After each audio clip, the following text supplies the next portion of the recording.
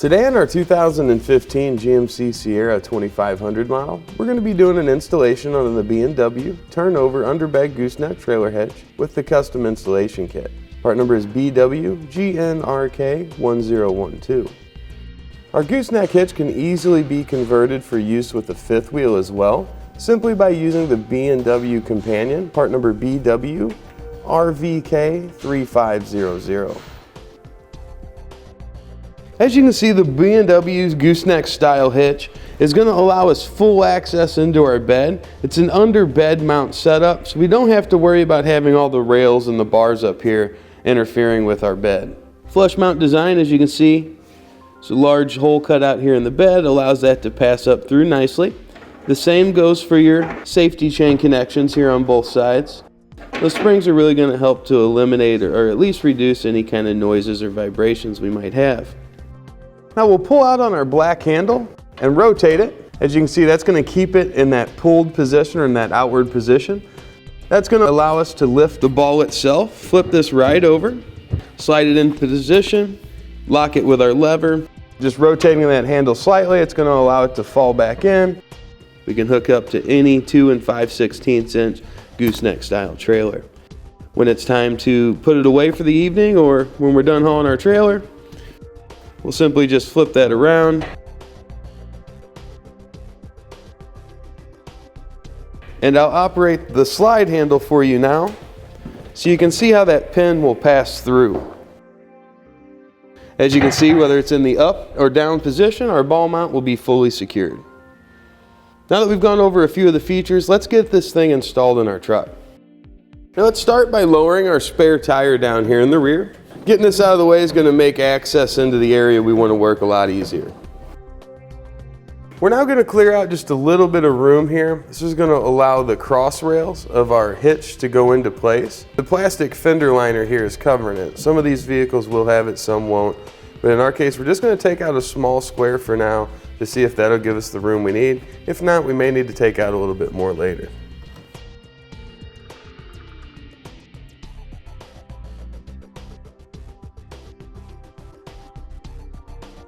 We'll now make our little V notch here on the side. So we want a 2-inch base. So we'll go 2 inches here, and we're gonna go up about 3/4 of an inch. That usually puts us right underneath that rail that comes out. Now if you have some kind of cutting tool, a rotary cutting tool of some type, that can be really good to use. Also just some aviation or tin style snips can work as well. You just want to kind of trim that out of there.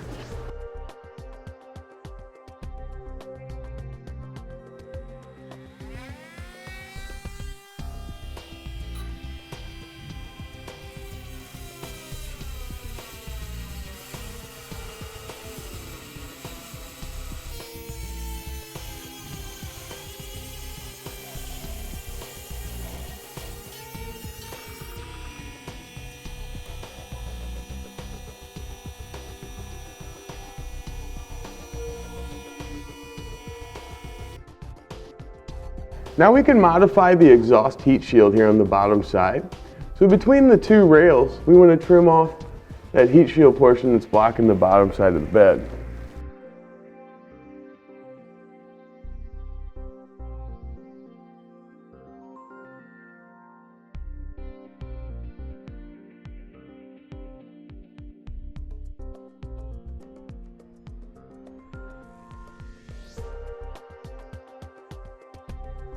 And then we'll also cut it out up here at the front, just behind the other rail that runs across.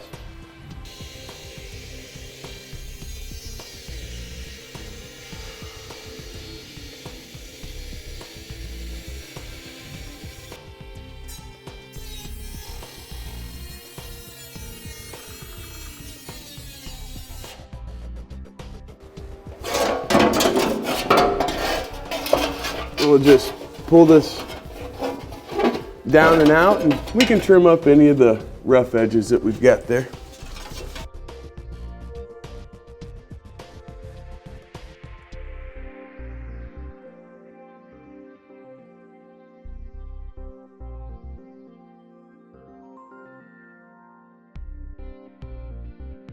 Now it's time to put a hole here in the back of the truck. This is going to be the 4-inch hole. They tell you to drill out. Just refer into your instruction manual. This is going to tell you exactly where you're going to want to put it. We're going to measure from the very back lip of the tailgate forward to get that measurement.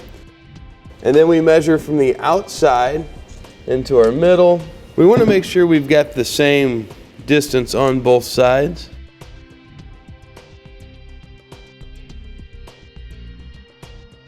We got our mark made there where we want our hole to go, so now we'll bring in our hole saw and run our hole on through.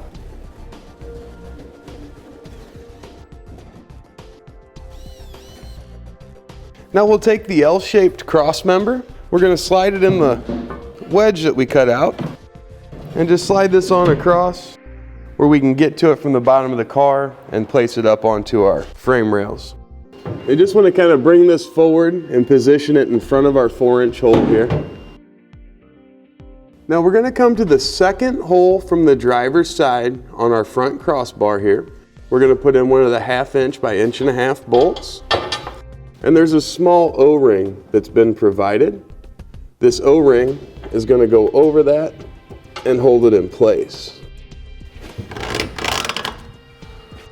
Now we'll bring our center section up, and we're going to do what they call stage it, so we're just going to allow it to sit up there.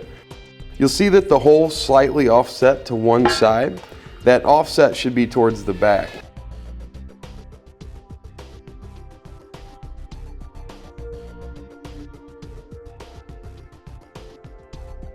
Right now with that staged, let's grab our rear cross brace.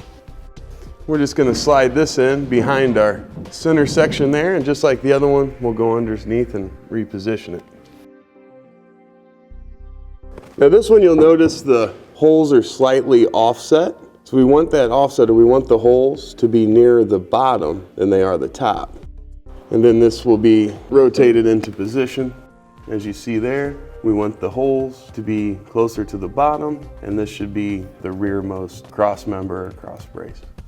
Now we're just going to align the raised center section with the hole that we had cut out. With that in line, we're now bring the front cross member back.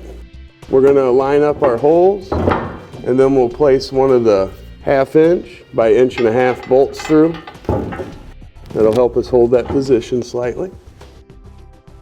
On those, we're going to have a lock washer and a nut to hold them in place. Now these fasteners, we just need to get these hand tight.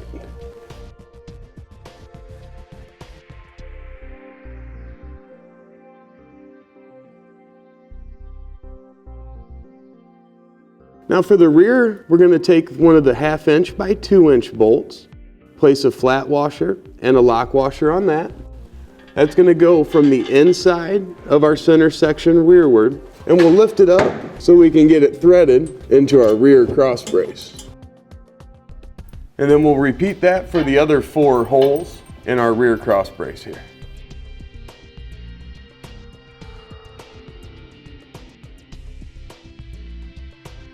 Now we've got our bolt guides here. Our bolt guides, we're going to put our 5/8 bolts through, kind of thread on there like a nut. It's designed to be a tight fit.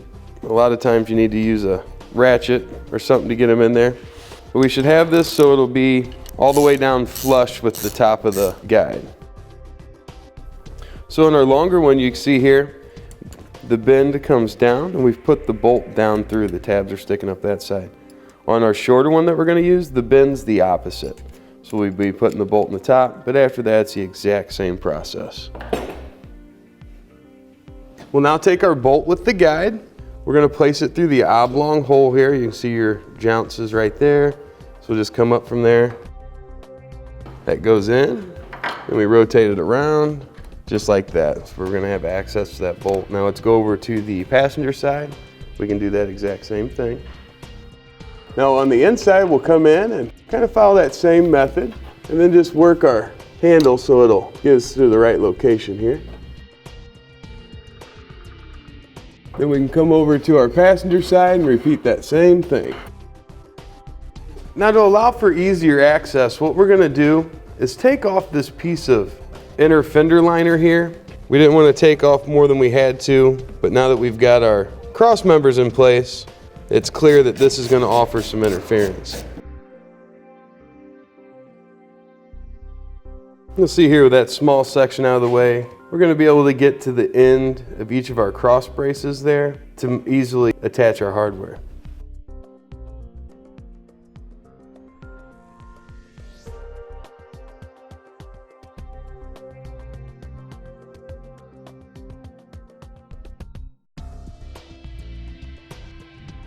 We'll bring our side plate up. As we do, we want to be careful not to push our bolts back through. And now let's use a washer, a locking washer, and a nut on each one of those.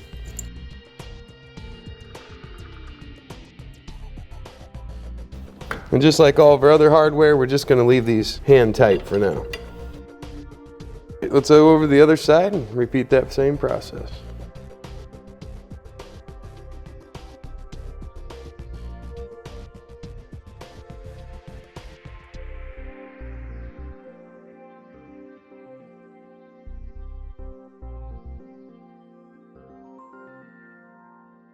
Now for connecting the side plates to our cross members, we're going to bring another 1/2 inch by 1.5 inch bolt. Bring our bolt through our cross member and our side plate. Then we'll have a washer, locking washer, and a nut that'll be threaded on that one. And for the rear, we're just going to take a bolt that we've got a flat washer and a locking washer on, place that through and thread it into that rear crossbar. Then we'll head over to the other side of the truck and we can do that exact same thing.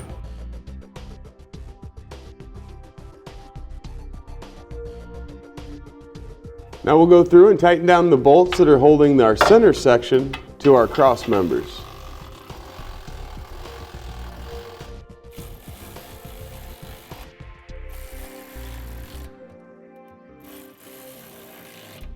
Now we'll make sure we've got our gooseneck centered. So we're going to take a measurement from the front edge of that. In this case, I'm going right up to the hat channel that runs across. And we want to check this in a couple different spots to make sure we've got the same measurement. If we don't, then we'll make a little bit of an adjustment to it, move it forward and back to make sure everything's nice and even. Now we'll come to our side plates and we're going to tighten up our 5/8 inch hardware first.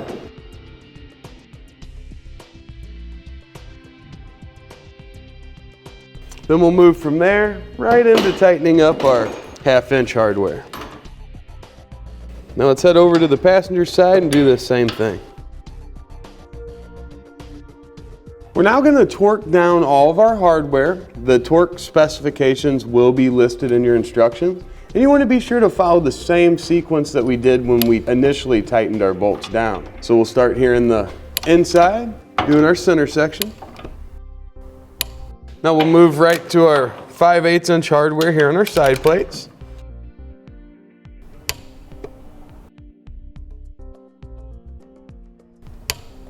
Then we'll go right to our 1/2 inch hardware. Now let's go over to the passenger side and repeat that process. Now we'll get our release handle installed. We'll bring our release handle in through and then work it through the half moon that we have inside here on the center part of our hitch. Then we'll connect it using the included hardware, which will be a carriage bolt. And you see on the other side it gets a little flange nut. Now we'll tighten this nut down and we want to be careful that we don't over tighten it.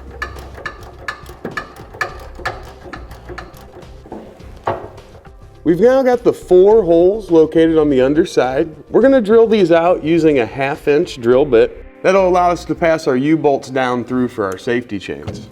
Now because we're working with such tight clearances here on the bottom, we're going to use a small drill bit to drill a pilot hole up through. That'll allow us to bring our 1/2 inch bit back down.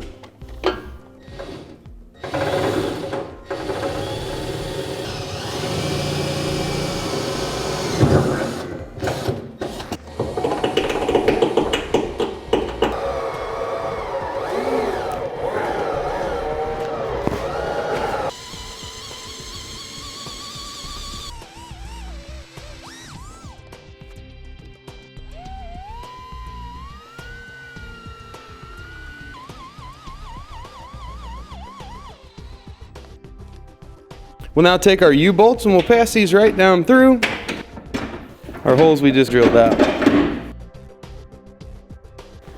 Now on each half of the U-bolt that sticks down, we're going to place a spring on, and then we'll get one of the nuts started for each of those locations.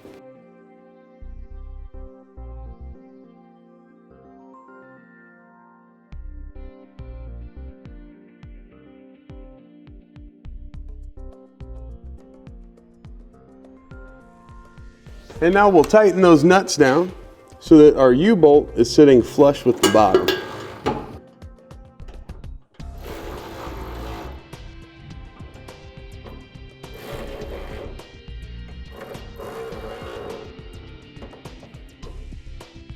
Now let's get our spare tire put back into place.